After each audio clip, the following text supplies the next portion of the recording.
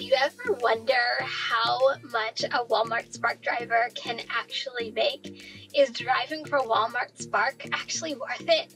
We are going to cover this and more, so let's get right into it.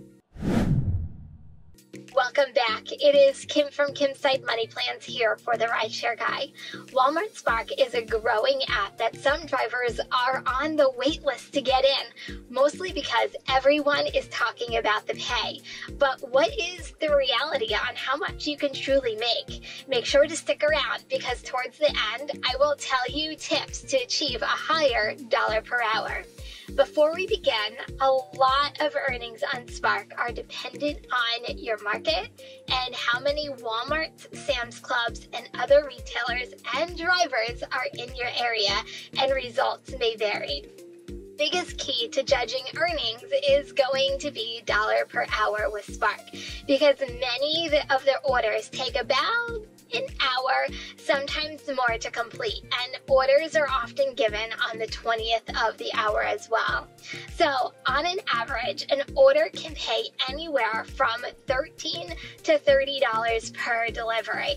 I personally have seen some more and some less. So let's break down the three major types of orders and how long they take. There are other types of orders, such as, just pick up from other third-party retailers. But today, we're going to cover the ones seen by drivers the most. First up is Bizcom Orders.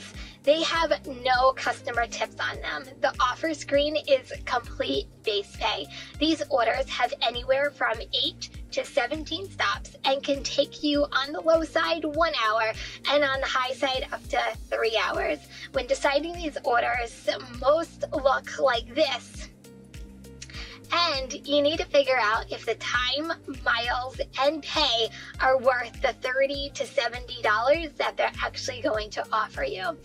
Next up is grocery pickup. I've seen anywhere from $9 to $30, and the pay on these orders are dependent on customer tips and mileage of these orders. The orders on an average can take an hour to complete, but the wait at pickup can really put you behind.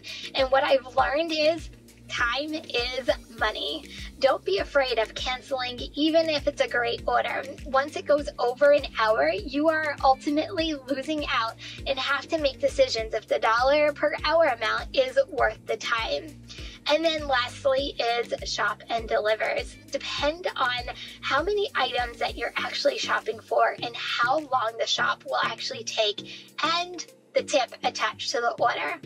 On an average, base pay in my area is $15 with no tip, and I have received one as high as $70, but it was a lot of units and took me an hour and a half.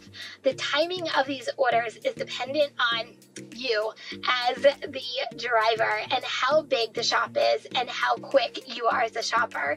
If your area has many shop and delivers, some areas do not, you can potentially complete more than one shop per hour. I personally like that I can control how quickly I can complete these orders and have the potential to do more than one in an hour, raising my dollar per hour. So now that we know how much on an average each order makes and takes to complete, you need to figure out what dollar per hour you are trying to actually achieve.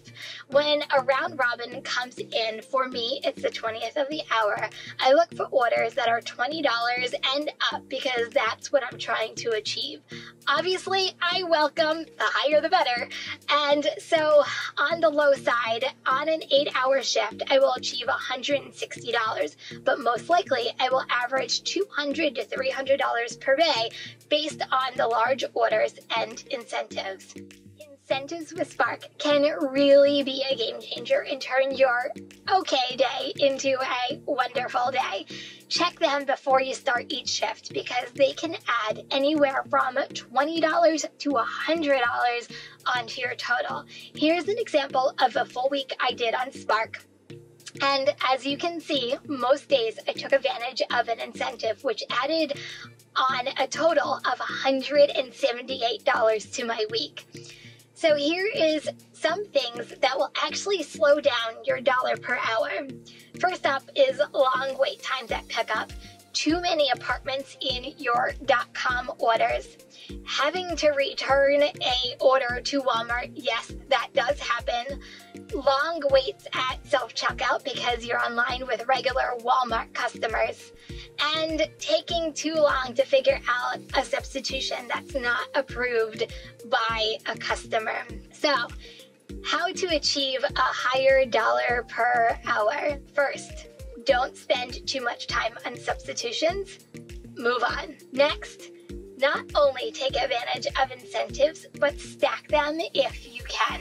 Don't take .com orders that have too many apartments. There are some customers that still tip cash when dropping off. Communication is definitely key.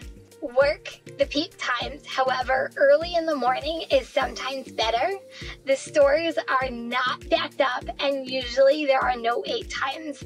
The later, the more behind Walmart actually get. Be available to work more than just one Walmart. The more open you are to the surrounding Walmarts, the more earning potential there really is. Is Walmart Spark worth it? In my opinion, it is. When a driver can achieve their desired dollar per hour and do it in less time, the more it's worth doing. You are going to have to let me know, is Spark worth it in your area? And what is your favorite kind of order that makes you the most amount of money? Lastly, did you know you can even make more money multi-apping? There are apps that work really well with Spark to really maximize your income.